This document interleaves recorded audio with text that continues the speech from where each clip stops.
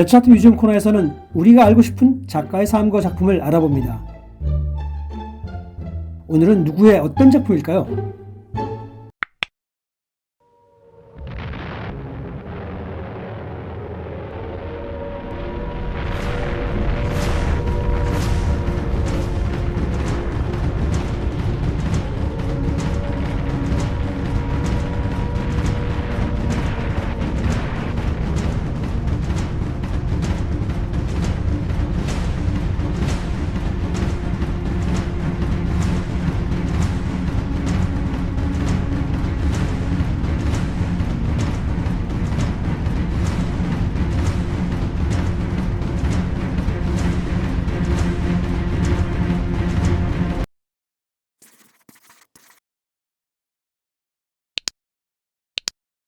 이 그림에는 그의 아름다운 애인들의 미소는 찾아볼 수 없습니다. 신나는 음악을 들을 수도 없습니다. 공포에 떨며 절규하는 얼굴, 죽은 어린아이를 부둥켜 안고 통곡하는 엄마의 슬픔만이 보입니다. 갈기갈기 찢겨나간 군인의 모습과 부러진 칼을 움켜잡고 한 손에는 꺾여진 꽃이 보입니다. 하늘에서는 벼락이 치듯 선광과 번개가 보이고 동물들은 이리저리 날뜁니다. 1937년 봄, 피카소에게는 도대체 무슨 일이 있었길래 이런 끔찍한 그림을 그렸을까요? 구도적으로 부서진 유리 파편을 보는 듯한 이 그림에는 어떤 사연들이 있을까요? 안녕하세요. 레츠아트 대원쌤입니다. 이번 영상은 피카소의 대표작 중 두 번째로 전쟁의 참혹함을 세상에 고발한 게르니카를 들고 나왔는데요. 그의 이 거대한 작품은 보는 사람들에게 큰 충격과 감흥을 주었던 작품으로 유명합니다. 자, 그의 명작 게르니카를 같이 보러 가겠습니다.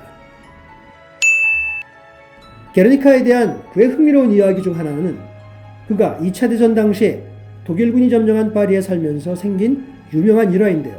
게르니카를 그렸던 피카소에게 어느 날 독일군 장교가 와서 그에게 의심스러운 어투로 게르니카를 가리키며 이 그림을 당신이 그렸소라고 묻자 우리의 피카소는 아니 이건 당신들이 한 거잖아 라고 말했답니다.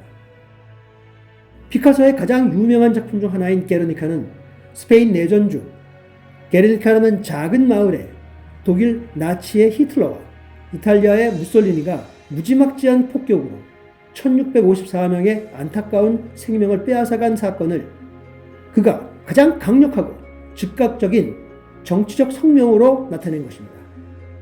힘없는 화가로서 그가 할 수 있는 가장 강력하고 효과적인 행동이었죠. 게르니카가 완성되면서 파리 국제박람회를 시작으로 여러 나라의 순회 전시를 하게 되면서 매우 유명해졌습니다. 이 순회 전시는 스페인 내전에 대한 진실을 전 세계에 알리고 주목하도록 하는데 큰 도움을 주게 되었습니다. 게르니카는 3.5m 높이에 7.8m 너비의 벽화작품으로 마드리드의 라이나 소피아 미술관에 현재 전시 중입니다. 게르니카에 대한 해석은 매우 다양하며 서로 다르기도 합니다. 예를 들어 벽화의 두 가지 지배적인 요소인 황소와 말에 대한 상징적 해석이 그 사례죠. 학자들에 의하면 황소나 말은 스페인 문화에서는 매우 중요한 성격을 가지고 있습니다. 피카소는 이런 상징적 캐릭터를 사용해서 자신의 작품에 크고 다양한 역할을 하도록 그렸습니다. 그의 이런 행동이 구체적인 황소와 말의 의미를 정확히 한 가지로 해석해 나가는 것을 어렵게 하기도 합니다. 예를 들어 여기에 파괴의 주요 모티브인 맹렬한 황소는 피카소에게 강한 성격을 나타내는 자아로 황소 또는 미노토사우루스로 사용됐습니다. 하지만 이 작품에서의 성난 황소는 아마도 폭력적인 프랑코 독재 정권을 표현한 것으로 보는 것이 더 설득력이 있습니다. 피카소는 게르니카의 황소에 대해 잔인함과 어두움을 의미한다고 말했습니다. 그리고 말은 게르니카의 사람들을 대표한다고 말한 적이 있습니다. 게르니카는 르네상스 시대를 대표하는 다빈치의 모나리사만큼이나 현대 미술에서 미술이 사회에 끼치는 역할과 영향을 획기적으로 바꾼 아이콘과 같은 작품이라고도 평가받습니다. 첫 번째 팩트. 게르니카는 독재주의자 프랑코가 이끄는 국수주의 세력과 공산주의, 사회주의 및 무정부주의자 등이 연합한 공화정부의 내전에서 비롯되어 공화정부의 의뢰를 받아 그린 그림이라고 합니다. 게르니카에서 폭격을 통해 그의 조국이었던 스페인 상황을 깨닫게 되었죠. 당시 피카소는 1937년 여름에 전시될 대형 벽화를 그리려던 것을 생각을 바꿔 게르니카로 주제를 바꾸게 된 거죠. 흥미로운 사실은 이렇게 충격적인 대형 작품이 소개되었을 때 파리 전시회에서는 주목을 거의 받지 못했다는 점입니다. 하지만 후에 이 작품은 무고한 생명들의 희생으로 전쟁의 파괴에 대한 강력한 상징으로 그 역할을 달성하게 됩니다. 두 번째 팩트. 그림에서 보시면 찢어진 신문을 연상하는 부분들을 보시게 되는데요. 아마도 이것은 당시 그가 신문을 통해 게르니카 폭격을 알게 되어서일 겁니다. 세 번째 팩트. 피카소의 애국심과 정의감은 물리적인 위치보다도 강했습니다. 1937년 게르니카가 폭격을 당했을 때까지 그는 그의 조국을 오랜 기간 방문하지 않았습니다. 하지만 그의 고국에 이런 끔찍한 일이 발생한 것에 심한 충격을 받은 피카소에게는 이후 애국심과 정의감이 넘치게 만들어버렸다고 합니다. 네 번째, 1974년 반전운동가 겸 화가였던 토니 샤프라지라는 사람이 반전 성명을 내려고 빨강 스프레이 페인트를 게르니카에 뿌리는 난동이 벌어졌습니다.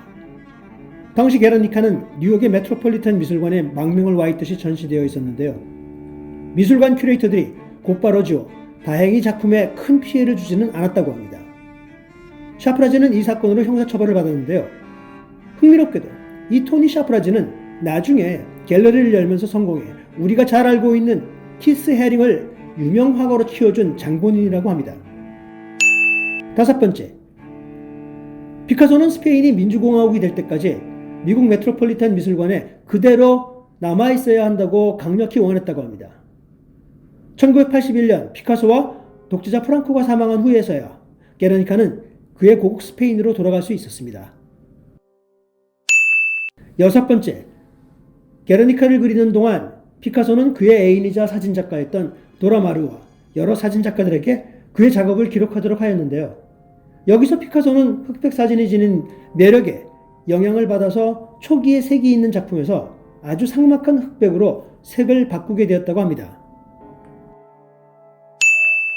일곱 번째, 화려한 색을 사용하지 않는 것을 통해 폭격의 삭막함과 심각함을 나타내려 한 것뿐만 아니라 정통 유화물감이 아닌 벽에 칠하는 하우스 페인트를 사용해서 번들거림을 없앴다고 합니다. 회색, 화이트, 블루 앤 블랙과 같은 색조와 더불어 무광택 마감은 작품의 솔직하면서도 장식되지 않은 톤을 선사합니다. 만약 삭막한 게르니카가 이렇게 화려한 색이었다면 어땠을까요?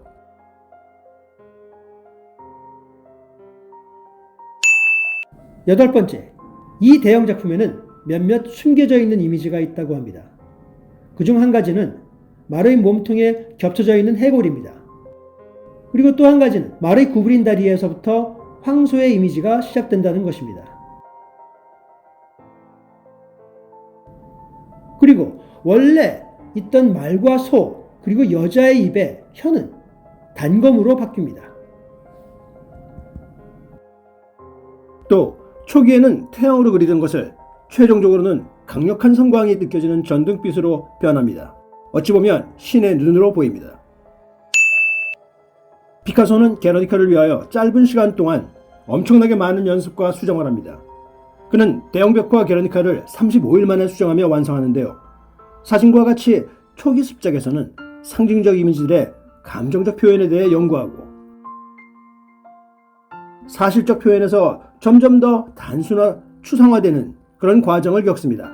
완성작에서도 이전에 그렸던 이미지들의 흔적이 자연스럽게 남았고 일부 이미지들은 최종 이미지와 겹쳐 다른 상징적인 의미를 갖게 되었습니다.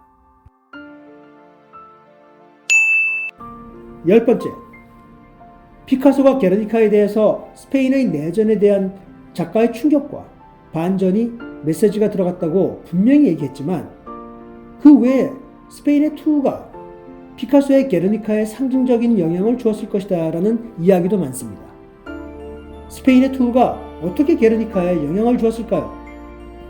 피카소의 게르니카에는 전쟁이 빚어내는 폭력성과 비인간성을 잘 표현하였습니다. 즉, 인간이나 동물 모두 그림에서도 잘 나타나듯이 전쟁과 죽음에 대한 공포의 표정이 극적으로 묘사되었습니다.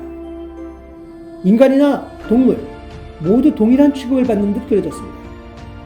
하지만 여기서 두 상징적인 동물을 주목해봐야 합니다. 황소와 말은 단순히 전쟁의 공포에 대한 상징이 아닐 수도 있다는 것이죠. 게르니카는 전쟁에 대한 그림이라고 분류될 수 있습니다. 하지만 이 그림은 황소, 말, 칼을 든 남자 같은 많은 상징을 지니고 있습니다. 이런 점은 그의 나중 작품들, 특히 타우로마키아에도 아주 잘 맞춰지는 상징입니다. 황소는 스페인의 비공식 상징이며 투우는 스페인의 전통적 스포츠입니다.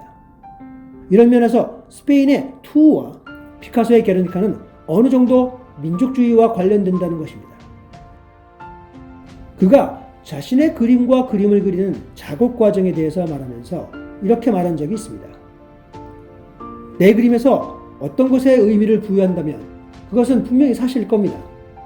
하지만 이 의미를 부여하는 것은 내 생각이 아닙니다. 보는 사람들이 의미를 붙이는 거겠죠. 여러분이 느끼는 작품에 대한 생각들은 나도 가지고 있습니다. 하지만 그 생각들은 모두 즉흥적이고 무의식적으로 말이죠. 난 그저 어떤 삶을 그 자체를 그리는 것뿐입니다. 오늘 영상이 좋으셨다면 구독과 좋아요 꼭 부탁드립니다.